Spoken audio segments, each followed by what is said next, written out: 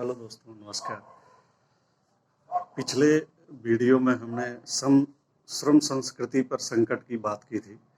अब उसी आशंका को आगे बढ़ाते हैं इसमें और तथ्यों के आधार पर देखते हैं कि ये संकट कितना बड़ा होने जा रहा है।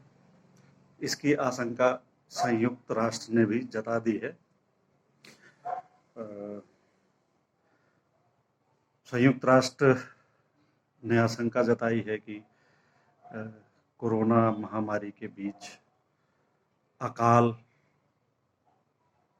पड़ सकता है। तो अब सवाल ये उठ गया है कि क्या कोरोना वायरस की महामारी के बीच दुनिया के कई देशों में अकाल जैसी स्थिति उत्पन्न हो सकती है। सवाल बहुत वाजिब है और इस परिप्रेक्ष्य में हम शुरू करेंगे संयुक्त राष्ट्र के खाद्य राहत एजेंसी प्रमुख डेविड बीजली के बयान से। बीजली ने 22 अप्रैल 2020 को वीडियो कॉन्फ्रेंसिंग के माध्यम से दुनिया के देशों को चेतावनी दी है कि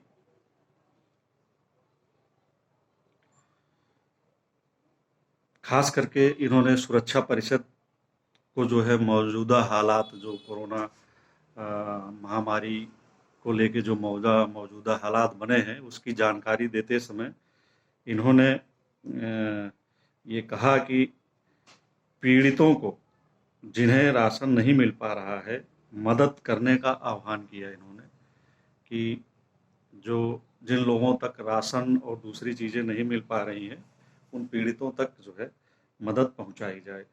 डेविड बीजली ने स्पष्ट कहा कि कोरोना संक्रमण के कारण दूसरे विश्व युद्ध के बाद से अब तक का दूसरा सबसे बड़ा संकट खड़ा हो गया है। इन्होंने कहा कि अकाल की आशंका बेहद खतरनाक है लेकिन वास्तविक भी है। इनका कहना है कि दुनिया में 13 करोड़ लोग पहले ही भुखमरी के हालात में जी रहे हैं और अब कोरोना महामारी की वजह से दुनिया भर में 1 करोड़ और लोग इस महामारी के कारण भुखमरी के शिकार हो सकते हैं। 1 करोड़ लोग और दुनिया भर में बढ़ जाएंगे। ये आंकड़ा घट भी सकता है, बढ़ भी सकता है, इसकी भी आशंका है। संयुक्त राष्ट्र की इस चेतावनी को क्या खारिज कर किया जा सकता है? क्या इसकी आशंका नहीं है? क्या हमारे देश में ऐसे हालात नजर नहीं आ रहे हैं जो अकाल जैसी स्थिति की ओर इशारा कर रहे हों? ये सब सवाल खड़े हो गए हैं। जाहिर सी बात है कि ऐसी स्थितियां बनती हुई दिखाई दे रही हैं, तभी संयुक्त राष्ट्र को इस तरह की चेतावनी दुनिया के देशों को देनी पड़ी है। दरअसल पिछले कुछ दिनों से ऐसी खबरें मिल रही हैं कि गरीबों और जरूरतमंदों तक राशन नहीं पहुंच पा रहा है। तो एक अभाव की स्थिति हो गई है।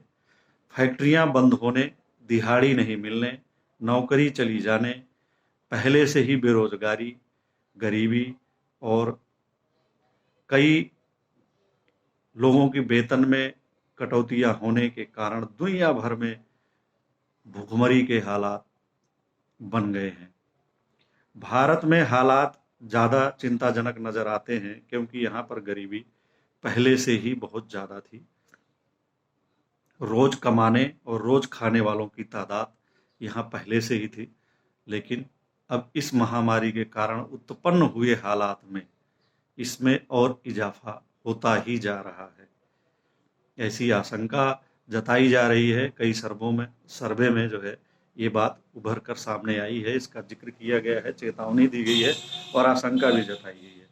आंकड़ों में न उलझें तब भी यह संख्या करोड़ों में तो कही ही जा सकती है। पिछले दिनों एक रिपोर्ट में कहा गया था कि 21 दिन की तालाबंदी में ही 52% लोगों की नौकरियां जा सकती हैं, ऐसी आशंका जताई गई थी। तो अब आगे के हालात की कल्पना की जा सकती है। वैसे भी हमारे देश में 80% से अधिक लोग असंगठित क्षेत्र में काम करते हैं, जिनकी सामाजिक सुरक्षा की कोई व्यवस्था नहीं है भी तो वो उनको कोई सुरक्षा दे नहीं पाती या देने में सक्षम नहीं होती है। इनकी यदि नौकरी चली जाए या वेतन में कटौती हो जाए तो जीवन यापन मुश्किल हो जाता है, या कहें मुश्किल हो गया है। यह भी कह सकते हैं कि मुश्किल हो गया है। अब समझते हैं कि भुखमरी क्या है, इसका अकाल से क्या संबंध है। तो भुखमरी तब होती है जब लोगों को खाने पीने की चीजें नहीं मिलती हैं, यानी राशन नहीं मिलता है, दाल चावल रोटी ये सब चीजें उपलब्ध नहीं हो पाती हैं और कई कई दिनों तक लोगों को भूखे रहने के लिए मजबूर होना पड़ता है। अंत में वह किसी बीमारी की चपेट में आ जाते हैं और उनकी मौत हो जाती है। कई बार वो भूख से भी होती है। हालांकि भूख के कारण बहुत सारी बीमारियां जन्म लेती हैं, क्योंकि भूखे व्यक्ति में जो है प्रतिरोधक क्षमता कम हो जाती है और जो बीमारियां हैं वो अपना प्रहार करती हैं, जिससे उनकी मौत हो जाती है। जब बड़े पैमाने पर इस तरह की मौत होने लगे तो उसे अकाल कहते हैं। अकाल यानी किसी वस्तु का नहीं मिलना। अकाल यानी कि अभाव जैसी स्थिति उत्पन्न हो जाना राशन की, आटा चावल दाल आदि की। तो हम और इसको थोड़ा गहराई में जाके समझते हैं और इसके लिए जो है हम मदद लेते हैं नोबेल पुरस्कार विजेता अर्थशास्त्री अमर्त्य सेन की। इन्होंने एक किताब लिखी है गरीबी और अकाल। इसमें इन्होंने बहुत व्यापक पैमाने पर भूखमरी अकाल का जिक्र किया है और यह बताया है कि भूखमरी क्यों होती है, गरीबी क्यों होती है और अकाल जैसी स्थिति क्यों उत्पन्न हो जाती है। इसको बहुत अच्छी तरह से इन्होंने इस किताब में रेखांकित किया है। तो इस किताब में इन्होंने लिखा है कि भूखमरी का सीधा अर्थ है लोगों को पूरा आहार नहीं मिल पाना, यानी कि पूरी तरह से जब आहार नहीं मिलता तब भूखमरी जैसी स्थिति उत्पन्न होती है। लोगों को पूरा आहार नहीं मिल पाता है भूखमरी के हालात में। अकाल इसी भूखमरी की दशा का भयावह रूप है, इसके आगे का रूप है जो बहुत भयानक हो जाता है, जहां लोगों की बड़े पैमाने पर जाने लगती हैं, मौतें होने लगती हैं। वो अकाल की स्थिति होती है। भूखमरी और अकाल अध्याय में सेन लिखते हैं कि अकाल में भूखमरी स्वाभाविक होती है, लेकिन प्रत्येक भूखमरी जैसी अवस्था में अकाल नहीं होता है। भूखमरी गरीबी की ओर भी इंगित करती है, किंतु सदैव ही गरीबी का अर्थ भूखमरी भी नहीं होता है।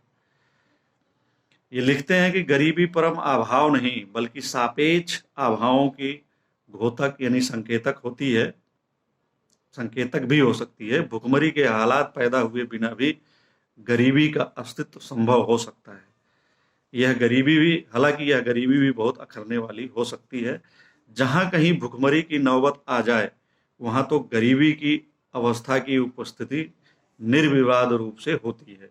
सापेक्ष अभाव का दर्शन कुछ भी कहता रहे, भूखमरी तो भयंकर परम अभाव का ही परिणाम है।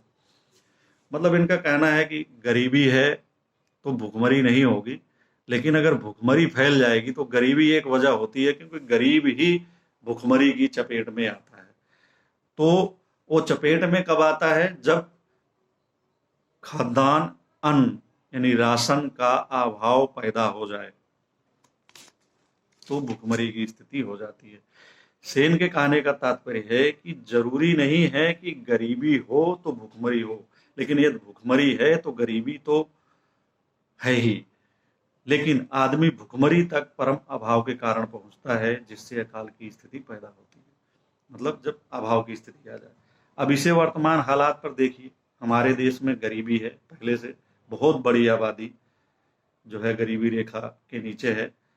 सरकारी आंकड़ों में ही 26 मानते हैं, 26% आबादी का 26% गरीबी रेखा के नीचे मानते हैं।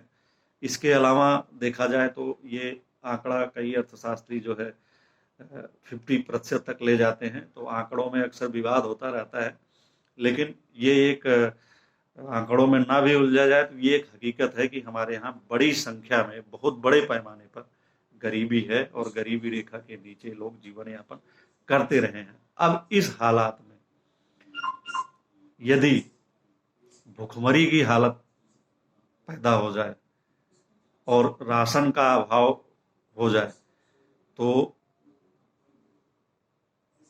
भुखमरी पैदा होगी और जो आगे चल के अकाल की ओर संकेत करती है। कोरोना वायरस महामारी के कारण हुई तालाबंदी में लोग बेरोजगार हो गए हैं। पहले से ही बेरोजगार लोगों की संख्या में और इजाफा हो गया है। वहीं पहले से ही रोज कुआं खोदकर पानी पी रहे लोगों की स्थिति जो है खराब हो गई है। उनके सामने रोटी दाल का संकट पैदा हो गया है। दिहाड़ी मिल नहीं रही है, आमदनी कोई है नहीं, बचत कोई है नहीं, राशन कहाँ से खरीदा जाए। ऐसे में अगर उनको समाज की ओर से, सरकार की ओर से अगर मदद नहीं मिलेगी तो वो जाहिर है भुखमरी की चपेट में आ जाएंगे। और इक्का दुक्का ऐसी घटनाएं संकेत देती है कि स्थिति बदतर होने की ओर अग्रसर है। हालांकि ऐसे हालात में सरकार से लेकर समाज के लोगों की मदद कर रहे हैं, बड़े पैमाने पे कर रहे हैं। रसोइयां चल रही हैं और लोगों को खाना दिया जा रहा है। सरकार भी मुफ्त राशन देने की बात कर रही है।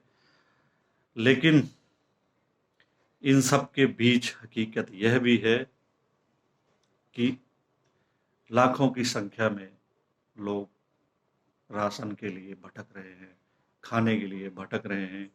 लोगों को 2 जून की रोटी नहीं मिल रही है। 2-2 से लेकर 3-4 दिन तक लोग भूखों रह रहे हैं और ऐसे में उनकी स्थिति भयावह होती जा रही है। हम ऐसा नहीं है कि हमारे पास पर्याप्त अनाज नहीं है। हमारी सरकार दावा करती है कि वह साल भर जो है पूरे देश को बैठाकर खिला सकती है, इतना अनाज हमारे गोदामों में है। लेकिन बावजूद इसके लोगों तक अनाज नहीं पहुंच रहा है, राहत नहीं मिल पा रही है। यह भी एक हकीकत है।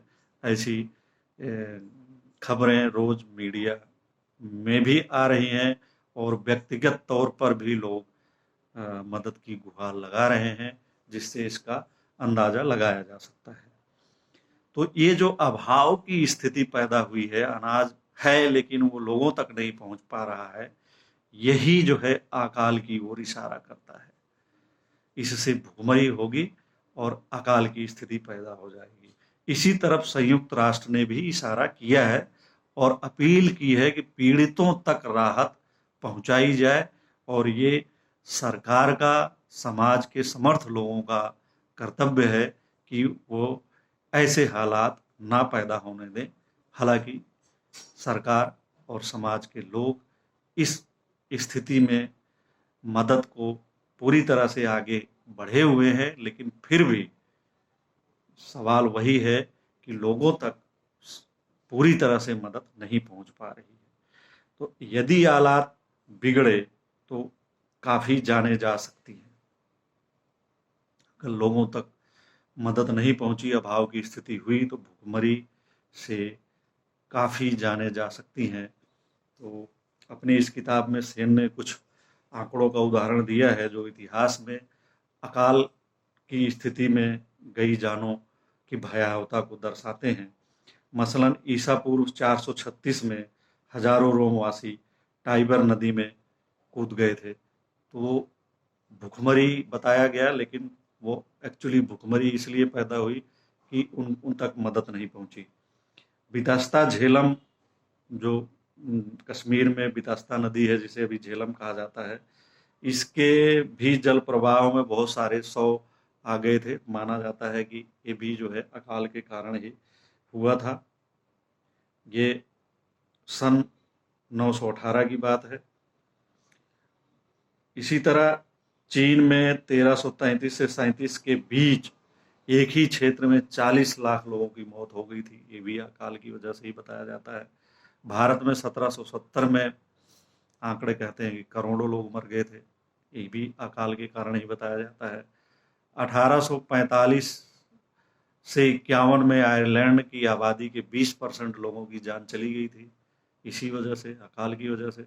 1943 में बंगाल में भयंकर अकाल पड़ा था, इसमें 15 लोग मरे थे। हालांकि इस इसकी संख्या और भी ज़्यादा बताई जाती है, और कहा जाता है कि जो है इससे ज़्यादा लोग मरे थे, बल्कि दुगने लोग मरे थे। सेन ने गरीबी और अकाल की किताब में अपने निष्कर्ष में बहुत साफ लिखा है कि ये जो बंगाल का अकाल पड़ा था, ये अंग्रेजों की गलत खाद्य नीति के कारण था।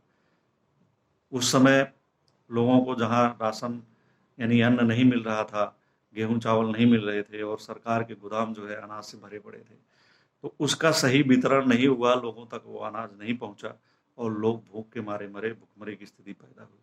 तो एक ये सरकार की, अंग्रेज सरकार की व्यवस्था के कारण इनका मानना है कि ये जो है उस समय लोग अकाल की चपेट में आ गए थे। तो इस निष्कर्ष से निकलता है कि पर्याप्त हमारे पास गोदामों में अनाज है, लेकिन अगर वो ज़रूरतमंदों तक नहीं पहुंचता है तो स्थिति भयावह हो सकती है। तो हम उम्मीद करते हैं कि ऐसी स्थिति ना आए, और हम जो है समाज के लोग, सरकार सब मिलकर ज़रूरतमंदों तक पहुँचे। नहीं तो ये जो श्रमजीवी वर्ग है, जो श्रम संस्कृति पर आधारित है, इसका संकट बढ़ जाएगा, और ऐसे लोग जो है अकाल की चपेट में आ जाएंगे। धन्यवाद लोगों, आप लोग जो है वीडियो पसंद कर रहे हैं, साथ दे रहे हैं, इसका मतलब है कि जो है आप लोग लगातार जो है वीडियो देख भी रहे हैं। तो अगर ये आपको पसंद आता है तो इसको शेयर करिएगा, और सब्सक्राइब भी करिएगा चैनल को। धन्यवाद।